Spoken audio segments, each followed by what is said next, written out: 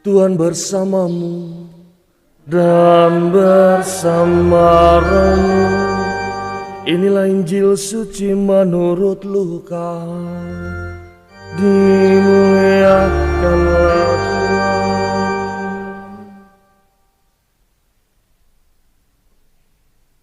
Pada waktu itu Yesus tiba di Yerusalem dan masuk ke bait Allah. Maka mulailah ia mengusir semua pedagang di situ. Ia berkata, ada tertulis, rumahku adalah rumah doa. Tapi kalian telah menjadikannya sarang penyamun.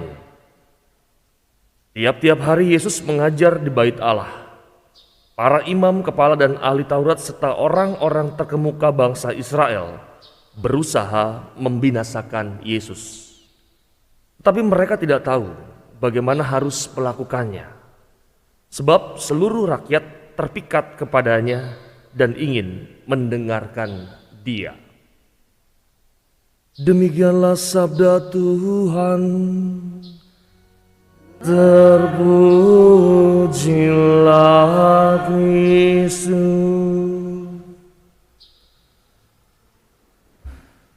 Mari Fathar, Bapak Ibu dan saudara-saudara terkasih dalam Kristus, selamat pagi.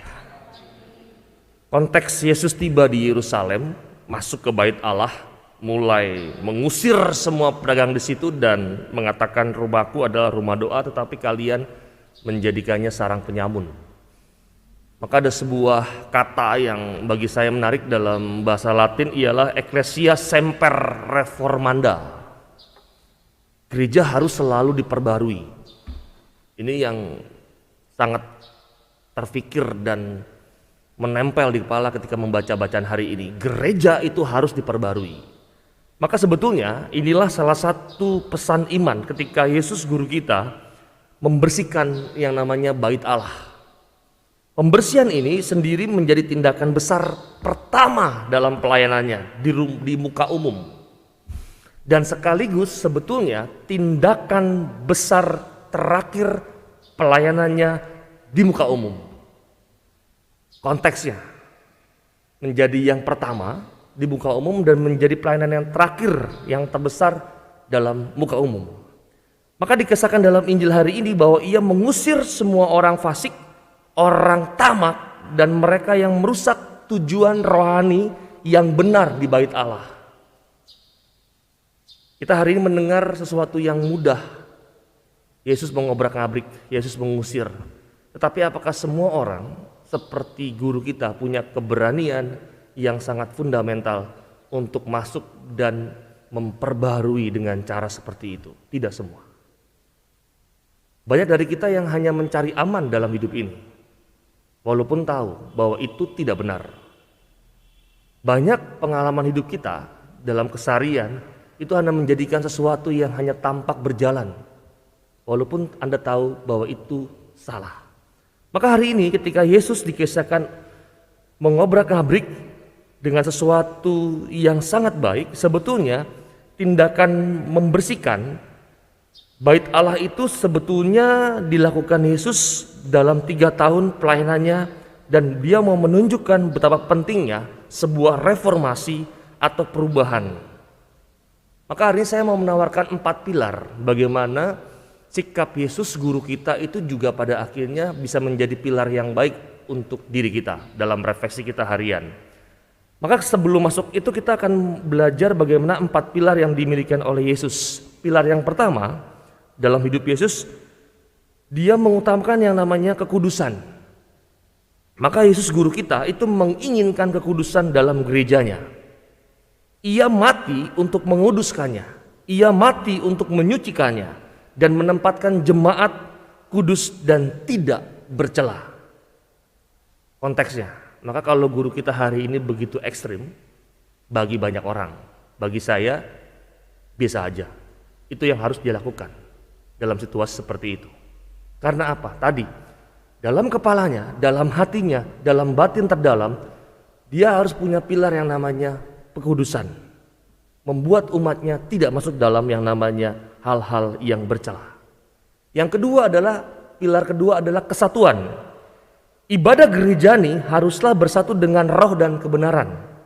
Dengan kata lain, gereja harus menjadi suatu tempat doa yang bersekutu dengan Allah dan jemaatnya, bukan yang lainnya.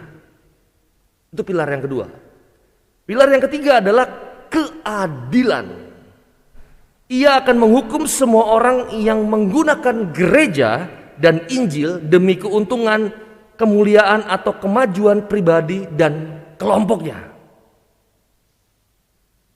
Dan pilar yang keempat yang menjadi sesuatu yang sangat menarik adalah kemurnian. Yesus guru kita mengajak untuk tulus dan murni melawan mereka yang mencemarkan dan merendahkan gerejanya.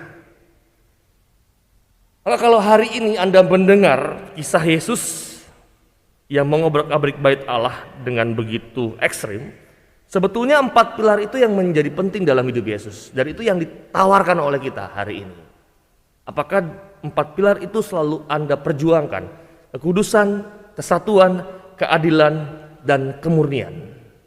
Maka bersama dengan harapan bahwa gereja mesti selalu diperbarui, ini wajib. Ada sebuah keharusan dalam dorongan Roh Kudus.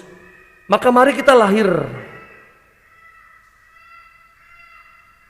Oh, teriak-teriak tuh, ayo dikuduskan, ayo diperbarui, kata kucingnya. Jangan mau mandek gerejanya, ayo terus diperbarui gitu ya. Maka mari kita lahir baru juga sekaligus juga kita persembahkan hidup kita kepadanya. Supaya semakin menjadi gereja yang hidup, yang punya kekudusan, kesatuan, keadilan, dan kemurnian hidup setiap harinya. Maka PR besar hari ini adalah mari kita membangun gereja kita hari ini, gereja yang penuh dengan vitalitas kehidupan dan juga kualitas. Bukan cuma sekedar berjalan tanpa vitalitas yang hidup dan kualitas yang baik. Maka mari berjuang bersama. Semoga pilar ini menjadi pilar yang baik juga untuk kita sebagai tawaran refleksi kita hari ini. Maka mari kita sejenak, kita mohon rahmat Allah supaya setiap gerak dalam kehidupan kita itu pun juga mempunyai pilar-pilar yang baik seperti yang Yesus tawarkan hari ini. Pilar kekudusan, pilar kesatuan, pilar keadilan, dan kemurnian. Dan semoga ini menjadi dasar yang baik untuk iman kita dalam melangkah, dalam hidup secara pribadi maupun hidup secara menggereja. Maka mari kita hening sejenak.